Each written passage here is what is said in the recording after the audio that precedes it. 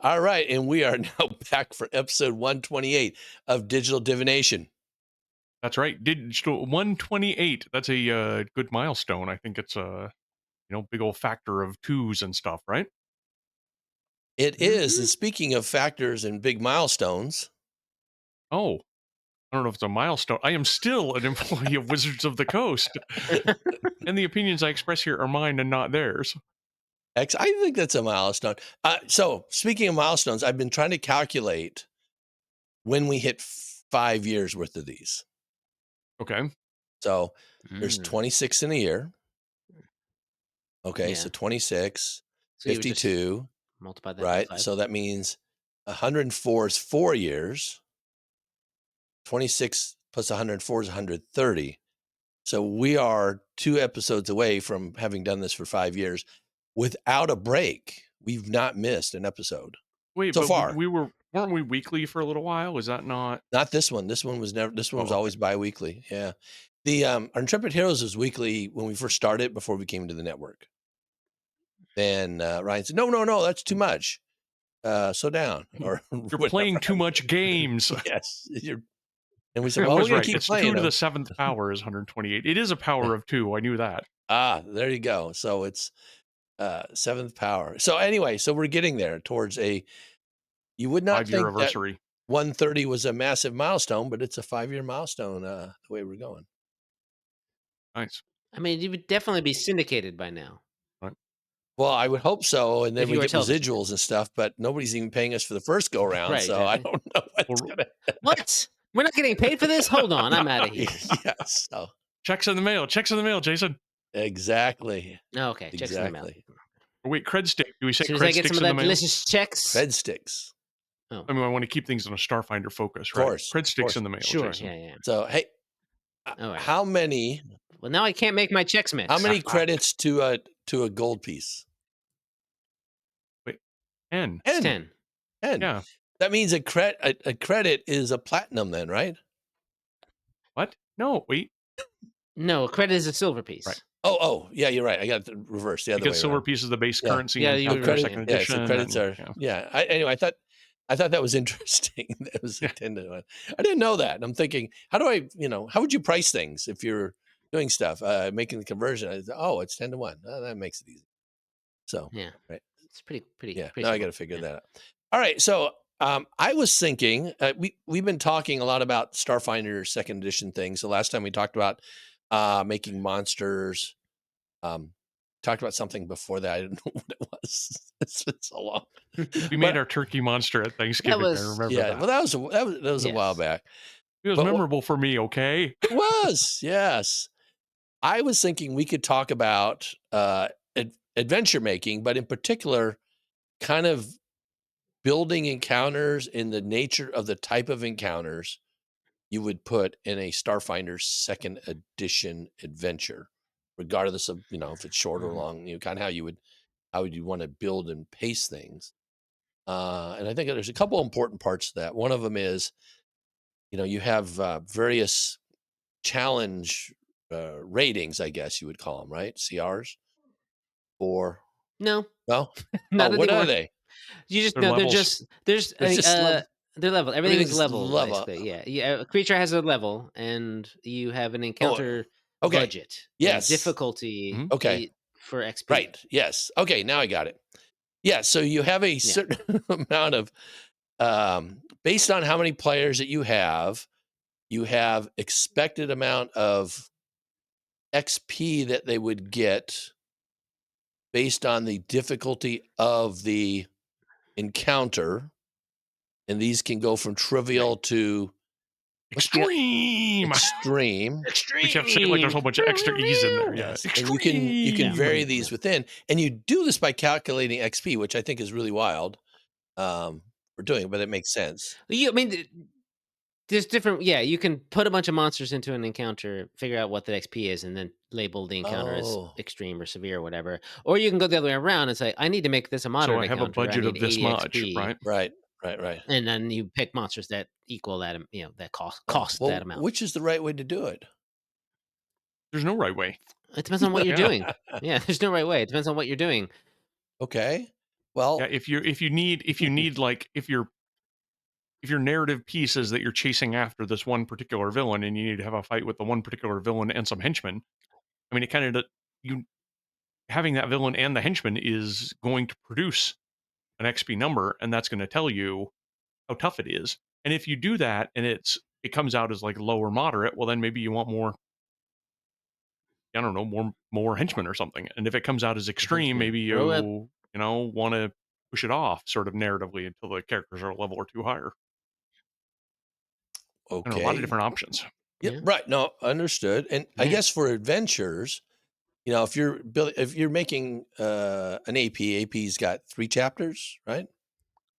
Usually, it Usually. depends. Yeah. But Yeah. yeah, Um, it depends. Yeah. do you have an XP budget per chapter? I mean, lately it's been a level per chapter, Right. Okay. in at least in So second enough Pathfinder second XP edition. to So reach that's a level, 1,000 XP or more. A little bit, got to Yeah, put a you little want a more little in bit there more in case because they miss stuff. right? So And that's your in budget. the case, oh, and this it's is not. actually worth drilling down on a little bit more specifically. It's worth adding more because if you made sure that every encounter was necessary to hit the right amount of XP to level, well, then you've just built a railroad where it's just a fight, then a fight, then a fight, then a fight, then you level, right? Without any uh, your pacing is going to require decisions so that the players feel like and it's going to require decisions that matter, so your players feel like they're making decisions that matter instead of just getting on a treadmill. And sometimes that means they're going to hit Well, things or not hit things. Jason seems like yeah, he I disagrees. don't disagree with that second. No, not that second part where I want to have important decisions. I want to like kind of ask about exactly your definition of a railroad is, because what if you've got a a bunch of stuff that can happen non-linearly, but all of it needs to happen? Is that a Oh, I see railroad? what you mean. Um, Yeah. You've got to go to points A, B, C, and D.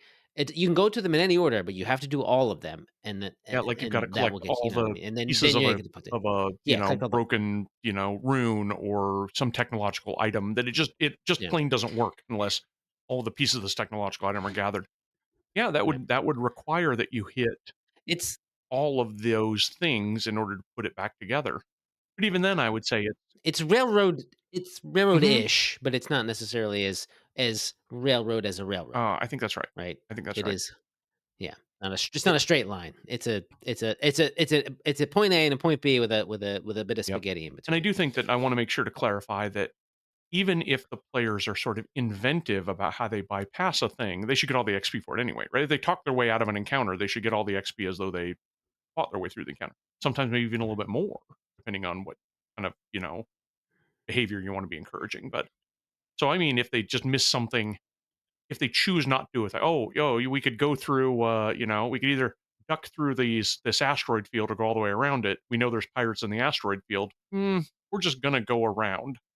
Well, then they don't get any XP for missing the pirate or for fighting the pirates, right? They haven't done anything to bypass. That's very different than, Yeah. oh, we want to disguise our ship as a pirate ship and then do some fancy computer stuff in order so that our ping looks like it's one of the pirates, and that way we don't have to get into a fight with them as we go through. That's the kind of thing that would give you XP as though you had defeated the space pirates. Mm. But just going around, I think your adventure needs to carry the fact that you might not go right into a thing if the players are, no, I don't choose to do that. I choose to get to our goal some different way. To go to that point, sort of something that would be slightly better, kind of venture writing is that you can go through the asteroid field, which is dangerous because it's asteroids and maybe it's got some other sort of stuff zipping around there, or you can go around it, but you might get attacked by pirates if you go around it because they're known. That's if they're separate and you have a choice between A and B, and they end up being the choices depending on what kind of thing you want to do. I don't mind. I just want to do flying. I don't want to necessarily want to fight. You might go to the I asteroid see. field, and So then it that becomes kind of a becomes choice of great.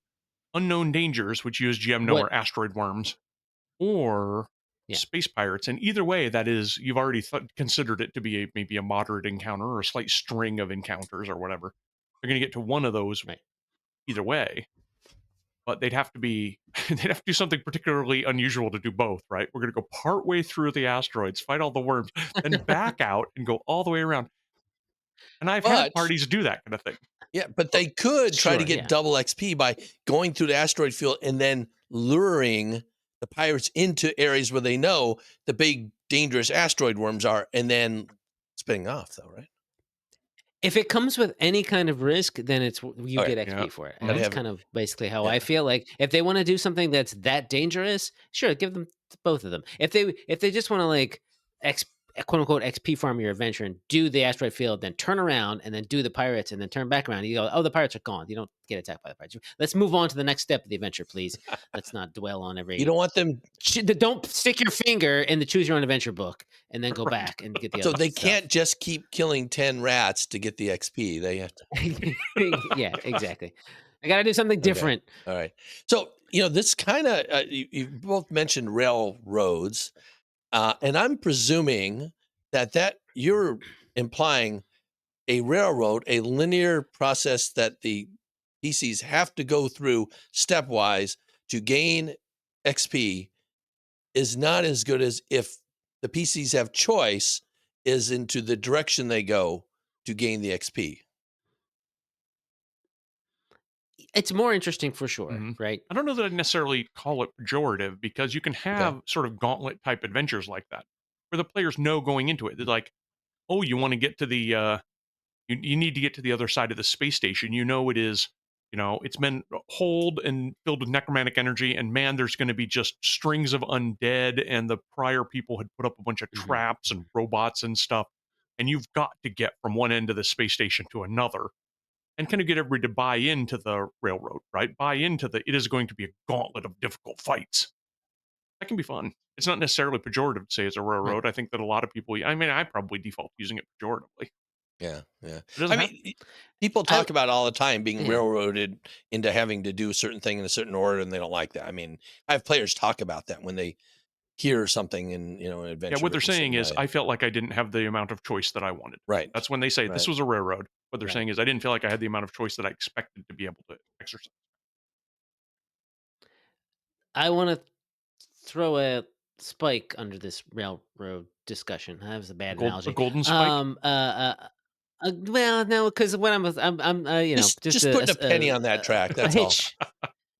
Put a penny on the track. I'm putting a little penny on the track, which might derail it. No, because I want to just briefly talk about the logistics of publishing. And that is that adventure pass are often considered railroads, or at least some people like to call them. Me included, like to call them theme park rides, which you are go on a railroad, but maybe you're enjoying yourself more than you would if you would just get sort of shunted along, right? Because you get to see cool things. Anyway, um, it's you want to try to make it as as player choice focused as possible, but then you've got the problem is you've only got so many words and pages to fit things in. So you cannot necessarily spend too much space on do we go through the asteroid field or do we go through the pirates or do we do the third thing or do we do a fourth thing or do we do a fifth thing, and all those things lead to the same point Right. eventually. That's you have to, there comes a point as an author where you have to like decide how much space you're going to give to something that a GM might not ever use. Well, uh, and along those lines, speaking of GMs, if you don't have a kind of predetermined track as you want an order for things, and it's just a big sandbox. So I'm running Fist of the Ruby Phoenix, and the first book in that is a sandbox where the players can go anywhere and do anything. And as a GM, mhm. that's a lot of prep work and a lot of stuff to have ready to go Yeah. because I Well, yeah. don't know in advance what the players are going to do. Now, we're playing in another game with a different Jason, and he kind of makes us tell him what we want to do next session so he can prepare for the thing that we want to do. So, Which means we can't have Yeah, I spent mean, the that two makes weeks in sense. between or the week in between and go, you know what? Yeah, we thought about it and we don't want to do that thing we said. yeah. We've decided we want to do some different thing. I mean, we could, but it'd be mean. Mm, well, mean, and then also what are you gonna do when you get to the session that night, and you know, well, I guess we're gonna do something different. Okay, well then session's over because I don't have anything prepared for that. Yeah. Goodbye. Be like, there's practicalities. I mean, whether or not you're running a pre-written adventure that has Yeah. all that in there, or you're doing your own sandbox of your own, preparing a sandbox is always going to be more Right. difficult. Yeah. Right. But getting back to encounters for adventures, and you were just talking about Yeah. kind of the linear approach or whatever about them. So let's look at an adventure path, and we're looking at one chapter. Okay, and I Okay. haven't I So we, haven't Mhm. so we sat down already and know what level it's for because each chapter, as yes, we were saying, is one level. yes, Right. So we already have that in mind. we have an XP budget for the chapter. Hmm. We know That's it's going to correct. be right. We know it is exactly 1,000. Yes. I mean, because one So level is 1,000 But then XP. you And we yeah. want to do a But little then you bit add a little more extra in because there we were because talking about that. So maybe we want yeah. to go 1,100, 1,200, something like that. so we know that that's the budget for it. Hmm. How do you divvy Mhm. up the budget then? I mean, I start by looking at what big encounters I Okay. wanna have, what sort of maybe even like opening counters I want to have. If you're talking about this is the first chapter of the AP and its first level, you want to have those first couple encounters maybe be a little gentle or teach a little something about the world or whatever. Start there. Start at either end. I would say start at both ends simultaneously. Kind of like set those aside. I need that for that. And then you add a couple more. And then if you're anything like me, you realize you've gotten maybe like 500 XP, and then you have to go, oh no, I have to fill out a 500 more, 600 more XP. What do I add? How do I make this one tougher? Do I make this one tougher? Do I add 3 more adventure encounters in this area or what? Throw in some story points, story award. Yes, story award XP. That kind of Okay. stuff. See, Okay. and I might do a little more mechanically in that I might think to myself, okay, in this chapter, uh, the primary antagonists, what are the primary antagonists here? And if the primary antagonists are kind of circling around the level of the characters, then I know I can't really put more than 2 of them at a time up against the characters because then the Hmm. encounter quickly becomes sort of overwhelming. So now I'm going to divide up the encounters such that the enemies that I want to use sort of only come in, ones and twos, and maybe ones with some minor allies or something. If the key monsters that I want to use are lower level than the characters, then I know I can kind of mob them up. Maybe I think about how I want to mob them up. If they're much higher level, I realize, oh, I can't. I have to have one at a time, maybe as kind of a boss fight, and that's all I can do. Hmm. It's helpful if you can get kind of themed families of monsters together. Right. Undead kind of theme together a lot. You can have some lower level ones and ones what lower level than your characters, same level. Maybe a boss that's a little bit higher. Robots, demons, stuff like that. Kind of become sort of families that you can use different members of. And then I'll think, okay, well, how do I juggle all those numbers kind of specifically? One of the strictly mechanical things I did, and I don't know that this is a great idea, but it's what I did, and I did it 20 times for the adventure path I wrote, Yeah. and then kickstarted in the Scaldwood Blight. Right, for Aldwood every Blight. I got it level, back here somewhere. you have that over here. Excellent. Um, for every level, I'm like, I need exactly 1,000 experience. I know that a moderate encounter is worth 80 experience, and a severe encounter is worth 120. So every chapter of that has exactly, and I think I only deviate from this once or twice of all 20 levels. It has exactly 10 moderate encounters and exactly 2 severe encounters. And then the sort of the encounter building juggling was, well, the severe encounter probably comes, one of the 2 severe encounters probably comes at the end, Hmm. and the other one maybe kind of comes in the middle as sort of a, mid boss break. And then I will very specifically and intentionally figure out, okay, what makes a moderate encounter at this level and what kind of monsters can I use? And, what's my severe? And the rest of my moderates, what's my severe? And so on. Um, and that was very mechanically done so that there was exactly 1040 XP level. A lot of those ended up being as just very railroady because you had to hit the numbers. But if you were going to be a little more nuanced about that, you would sort of build out your, okay, well, I want, they could, if they go this way, they get a moderate encounter. Maybe there's a couple of low encounters over here instead that are only 60 XP each, right? Or if they do this thing, then the reward is that they get a trivial encounter that's only worth 40 XP or something like that. And you kind of plot out how you're going to expend exactly one level's worth of XP that you want to have. Um, anyway, and then I still think there's a lot of creative freedom to build within there, right? You're like, oh, it's important because they're invading I don't know, like a show bads. Those are the 4-armed Martian guys. Right. Right. Like Right. they're invading a Yeah. Shobad complex, so of course there's going to be Shobads in there, and maybe some of the animals, ecton animals they've got with them, and how do I mix that up in order to have, the animal pen that's just animals and animal trainers doing stuff, and there's a bunch of hunters that are out sort of shooting at stuff with their awesome rifles or whatever. And then sort of before long, I usually have more encounters that match the theme that I kind of know what to do with. And then I Mhm. figure, okay, what's going to make the best story and what's going to work the most. And I Right, start right, right. crafting the story part of it. Yeah. That was a very long way of saying how I can and have done it very methodically and mechanically. Mhm, Mm. mhm. So Sure. go I ahead, mean, Jason. one thing you want to do is have mostly moderate Yep. encounters throughout. The majority of your encounters should be moderate. You take sort of what Ron was saying. Maybe instead of saying 10 moderates and 2 severes, maybe it's because I also think you should have low and Mhm. trivial encounters in there just to sort of mix things up, and then maybe take 8 moderates, 2 severes, and then however many it would be to get a couple Yeah, fill up the the rest rest in with like lows. low Yeah. and trivial, right? Yeah. Yeah. And then make sure you don't put the two. I mean, there's some sort of under the hood advice that I've learned, frankly, the hard way, doing some design for Pathfinder Second Edition and doing some development for Pathfinder Second Edition. You don't want to put the two severe encounters back to back if you can avoid it. Hmm. Players being players, maybe they'll trigger one and then do some weird thing and then trigger the other, but that's on them. But you don't want to make them intentionally back to back. And you don't want to make your severe encounter a solo fight, because a Yeah. single creature 3 levels higher than the party is a severe encounter by itself. But the way the numbers work is that its AC is so high, the characters have a frustrating time hitting. They make their saves so often against the DCs the character set that the spells and grenades and stuff don't feel like they're connecting. It just ends up being really frustrating. Mm. They crit the players really easy. Um, Yeah. so definitely something with that spreads out a little bit.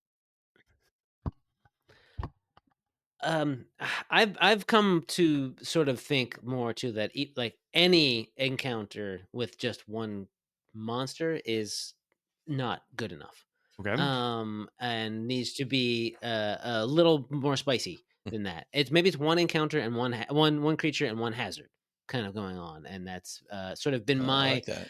um I would say it's my default these days, and within the past like Hmm. year, essentially, is something that I've come to. Um, and at best, I could do one creature and maybe a couple little extra miniony creatures that go along with it, and that's fine. If they knock out the minions right away, then then it becomes one party against one thing. And granted, because um, what action economy wise, one creature is going to be at a disadvantage against the party. But when we to do one creature against and have it be a moderate, even a moderate encounter, it has to be higher level Hmm. than the players, and that can get like what Ron said, can get frustrated, even if it is something that is meant to be kind of within the realm of possibility, like 1 or 2 level. 1 level, I think is okay. 2 levels is getting even 2 levels more than what the party is getting a little dicey, honestly. Mhm, mhm. And I'm trying to look something up right now, so Yeah, don't no, mind no, me. no. I think that's a fair point. Now, one of the things that you come up with, and this is what I've been thinking about building encounters, um, is that if you do have one large creature and a couple of smaller ones with it, then when you have make a party level adjustment, so you're designing it for a party of 6, and then only 4 people show up.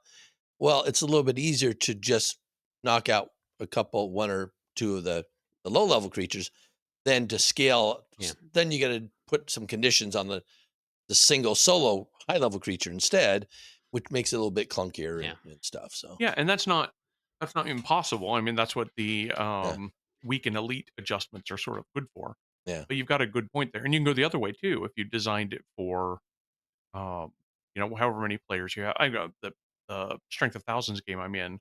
We have technically we have 7 players, but they don't always show up, and so I kind of the fact that the adventure is written for a party of 4, that's the assumption, is something that I kind of count on. If I've got 4, maybe 5 people there, if 6 people are showing up, or, oh, heaven forfend all 7 of them, then it's easier for me, like you say. I like the encounters where I can easily just sort of, oh, instead of, 2 minions, there's 4 here that are, joining the Yeah. boss. Just to sort of do a little bit of a small plug here, that when I'm running stuff through Foundry, it's literally a click of a button for me to take a stat block and just make it elite or Just weak, easy as which that. is Wow. super Oh, wow. easy as heck, right? And so I'm like, I just need this guy to be weak because we're short one player. I'll just bloop that and run the encounter as written otherwise. Or obviously it can take like it's super easy not to put monsters into the encounter, right? I have a sort of slightly different topic. Not topic, completely Okay. topic, but That's another okay. We question always in have this these topic. segues, Do you so mind? it's Different all good. framing. No, it's actually it's a related question. I don't know if are we good. John, what do you think? Does anyone have anything else to say about like specifically picking out encounter, like No, budgeting I think them, I think we're good. basically? I think it's fine on that. Okay, this is related. I think the next step, because Ron, some of the things you were talking about, like creatures in a family and how many creatures. I want to get everyone's opinion on, like, say you've got something that's like by it doesn't have a family of stuff with it. I'm gonna say Akata, even though they have void Yeah, zombies, but I like was let's just say thinking Akatas. Akata, right? Anyway, okay, sorry. Go ahead. Well, I'm very yeah, excited about this Akatas don't example. have like Akatas don't have greater Akatas and lesser Akatas. You know what I mean? They don't have they have the void zombies, which can Right. help to spice things up. But if you're designing an adventure, or not, or even as a part of an adventure that would have these Akatas in them, how many Akatas does it woodchuck chuck? No. How many Akatas would you use in that adventure before it would be start to maybe get a little samey for the players to fight Akatas over and over and over again, right? Like if we fight two Akatas maybe at once, and that's a tough encounter, and then maybe before that we fought one, so we fought three total. Was the fourth one we fight another one? Is that going to be like, oh, here comes another Akata? Well, I don't like the, from fifth one, practical sixth one. What's the experience, limit? I will say Mhm. that 4 is the limit. No, Okay. I would Not necessarily one. yeah. I'm So not. when we did the Dead Yeah. Sons, I think there's 4 Akata in there, right? Damn it. Yeah. is And it in Yeah. the I don't same really fight remember how or in many are in different that. fights? they're all in that No, in different same fights. the same in the vessel. And I don't know if you remember, we fought one and we had such a hard time with it. And No, then I did not join the Dead Sons oh, group you until came after you late. had You fought came all after the that. Akatas there were to fight. I have never Oh, fought an Akata in oh Starfinder. man, we had such a hard Oh. time with them. And then there were more, and then we knew there were a couple others lurking around, and we like spent all this time trying to figure out how are we going to deal with them. And we tried to figure out how to make salt water, all kinds of crazy stuff. And oh yeah, four is my limit then on avocados. I would say, Four. And well, so let me answer. go ahead, It's John. Go 3 ahead, Ron. encounters. And I don't Okay. care what the number of creatures Yeah. is. Yeah. Maybe Yeah. you're Yeah. fighting 3 or 4 at a Yeah. time, but 3, maybe 4 encounters. Mhm. Because the first time the players encounter them, they don't quite know what they're getting for them. By the end of the encounter, they've figured, oh, Right. saltwater affects them. Right? We're talking about Akatas, or oh, let's use our electricity against them because they're robots or whatever. They've figured that out by the end of the first time they fought them. The second time they fight that kind of monster, they put what they know into practice and they feel good and smart about it. Right. Maybe even a third encounter with those creatures is enough. If the third encounter kind of mixes it up, maybe they've got a different type of creature with them. Maybe that's the time they've got void zombies with them or something like that, because they feel Yeah. like, okay, we're kind of done, right? And then to use to use a single monster in any more than 3 encounters, it has to be either really different or much later. Because if they end up fighting Akatas 2 levels Yeah. later, they'll feel great. They're like, these are easy now. Man, we Right. know how to they're comparatively were much tougher than when we fought them the first time, and we remember how to defeat them. Go us, right? Yeah. Yeah. Yeah. No, I think that's fair. Good. So, What's your thinking on that, Jason? and no, I pretty much agree with Ron on this. Like three is probably I would say three Yeah. is the limit, and whether or not it changes, like, but per space, like you're on a spaceship, you have three Ikata encounters. That's Right. plenty. Mhm. That should be plenty. Whether or not, like, maybe not even necessarily at a later level, but maybe the next level you fight some more in a different place. Maybe that's okay. Because it's a little different. Like Ron said, you're a little tougher. But maybe even if it's the same level and you're in a different place, I think that's on the borderline, right? Mm. Maybe if there was only 2 over here, you could have the 3rd one in a kind of a different spot entirely, and maybe it is indeed, the environment's different. This one's in 0 G, and then that's gonna make it a little bit of a different fun. So, yeah, it does depend a little bit on the Mhm. situations that you're putting these things in, but I think, uh, after 3, you're really got diminishing That's of the returns same on creature. what's What interesting if about the it's creature. within the family of creatures? Oh, That's Okay. nuts. different Lots entirely. Like, more. if Okay. say orcs, Yeah. for instance, right? Orcs can have stat blocks of all types, right? Because they're just people, and they can have, or you said as show bads, what like Ron was talking about, hunt masters and cooks and Mhm. Yep. magicians and stuff like that, Yeah. right? Like with techno wizards, they can all be there doing different things, so they're different, and they may have a similar weakness or strength that the PCs can find out about, and that's fine. But they will also have each individual things, because like an Akata stat block is going to kind of be the Right. same, Right.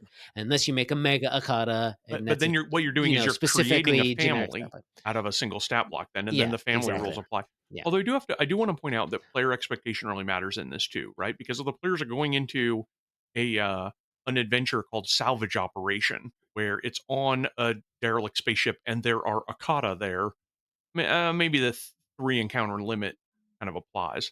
But if the adventure they're going into is called Lair of the Space Hounds, right, and they sort of expect a lot of Akatas, you want to be able to deliver on that. In which case, more encounters is that's when. probably Yeah, but that is exactly when I would be making it make some different yeah, ones, yeah, right? I agree. Have the alpha Akata or what have you, be at the end, or have them be a separate cast of Akata Right, that fight, Akata, and then there's little even little mega Akata giant that can. terriers that are running around that are No, yeah, yeah, exactly. Because yeah, you make a family of it, so you can spice up the thing, and because even if you are fighting a lot of, if you're going to some place that is specifically about Akata, you're kind of expecting them to kind of even be mhm, get a little mixed up here and there, right? I think. All right. So if you're going to a place that's just, there's tons of Akata, all kinds of different levels of maturity, right? So juveniles, adults, and mhm. things like that, and they're just kind of living their best life. Do you Would you expect the players to go murder hobo all of them all the time, or do you expect them to I mean, say, that depends a well, lot on the adventure. If it were yeah, Akatas, yeah, they're just Yeah, sort of aggressive, unintelligent creatures. Robots probably the same way. Look, you just steamroll over as many, fight a bunch of robots. Nobody's going to care. Back to the orcs example, though, maybe we're going to try to disguise ourselves or talk our way around or try to convince some of the people that are there that the reason we've sort of come to the place would, maybe you should help us out. So yeah. If the deal is, oh, these Akatas are terrorizing the local spaceport, you have to clear them out. Then yeah, you have to clear all of them out. Or if there's something, Akata stole a secret microchip and has for whatever reason, and took it back to the lair. Then finding the microchip is the thrust of the adventure. You go and you get it, and you don't necessarily have to fight everyone and mhm. kill all of them, because maybe it's too. Maybe there are just too many. Maybe you have to sneak your way through past a room, around it that's like just chock full of Akatas, and there would be no way that you'd be able to fight them all. Then yeah, and then you steal the microchip, and then it becomes a chase scene to yeah. leave. So now a kind of related question to this. So, again, if we're looking at APs and you have 3 different chapters, so each AP book is going to have usually a sub boss, and the final AP has a big boss. Does each chapter have a little boss in it? And it depends on what the chapter wants to do, right? If it's a chapter just about like, Get the microchip from the uh, Akata uh, layer. uh Maybe that doesn't have like a big right, Akata alpha boss. yeah. Or it's just sort of like, you need to, you're here, you're set down on this planet, and you kind of explore a little bit, and it becomes, it's exploration, and it becomes a sort of thing. As long as you find the temple, right? But you need to do all this and that, and a bunch of little encounters. And the temple is the next Mm. chapter, right? Going through the Mhm. the, the hidden temple in the jungle, it becomes a whole chapter unto itself, and that might have a boss in it or whatever. But the exploring the wilderness chapter might just be exploring the Mm. wilderness. I do have to say that having a sort of mini sub boss makes you feel like you're done if you're a player, right? we have just fought the toughest thing around. Now we feel like we're done. And they even sort of expect, like after that point, they might not. Their expectation is sometimes like, look, we're done. We expect everybody else that's here that might threaten us to run away or whatever, right? Because Yeah. we've defeated the leader, the boss, the whatever it is that's going on. Um, so there's really kind of an expectation from the players' perspective of conclusion once you've done that. Not to an entire chapter necessarily, but to whatever task you're in. One chapter of an AP that spans one level, it could be like, oh, you've got to go take care of these 3 pirate hideouts, right? And one of them is in space, and one of them is on the planet, one of them is underwater, right? So they're all different, but each one probably has its own little mini boss in it. I actually had this conversation in a game I was running. I want to say it was the first chapter of Season of Ghosts, where they were having a real struggle of a fight against somebody, and so one of the players was like, "This has a real kind of boss sort of feel to it. I think that we'll probably level up after defeating this boss." And I had to, kind of break character. I'm like, "Oh no, you're this isn't even the final boss of this chapter or of this little dungeon, much less the chapter." So, anyway, Oh, player speaking of expectations. Being bosses. attacked by this. Speaking of this Yeah. Akatas, Oh oh no, no, you're the under space attack hound. by a space dog. All right. Oh Well, I no, have one space last dogs. question for y'all, and I really appreciate all your Okay. insights and humoring me on all this design stuff. Work. I feel like I'm getting a master class here for free, and so this is great. And so do all the listeners. Yes. Well, hopefully. Um. Well, no, all the listeners have to send me $50. Yes, of course, not for free. Red chips in the mail. Not for free. Is a chase? Does a chase scene Does that give XP? Okay. Is there Sure. danger? I mean, is there risk to the Yeah. players? Yes. How do you Then budget? yes. How's that budgeted? It depends on how big and where it is in the event in the chapter or whatever in the adventure, right? It might be something very climactic, and you give them, 40, 60, 80 even. Okay. 3x, basically XP. If it's in the middle of the chapter, it may not be as, because you're using you're using game time to do Right. something. There's danger. You're rolling dice. You should get some form of All XP. right. All right. Yep. Well, I think that's I fair. will. Let me tell you the worst advice I ever got to answer that question. Decades Oh boy. ago at Gen Con, we had some sort of, it wasn't a chase, but it was some sort of skill challenge we had to do to finish up an adventure. And because we've been very clever through the adventure, we kind of short circuited it. And all of us were feeling Mm. very good about it, except for one player at the table who felt like he'd been sort of cheated out of some risk. And I'm like, what do you mean by that? He says, I feel like every adventure and every time you got some sort of thing you have to overcome in the adventure other than a fight, you ought to have to check strength and succeed, check your dexterity and succeed, and check your constitution and succeed, and all 6 of them. And if you fail any one of those 6, your character should die. Whoa, whoa, whoa! Wow. Wait, wait. That was that that's what escalated. makes a good skill encounter scene for this fun guy. And I'm like, and I didn't say anything out loud because I'm polite, but I'm like, that might be the worst encounter design I've Yes. ever heard. Yes. Okay. Never do this. Never do this. Boy, oh boy! All right. Well, It's a real goofus and gallant yeah. situation over here. Thanks again to both of you. This has been a very educational episode for me. I'm John. And I'm Ron. And I'm Jason, and this has been Digital Divination.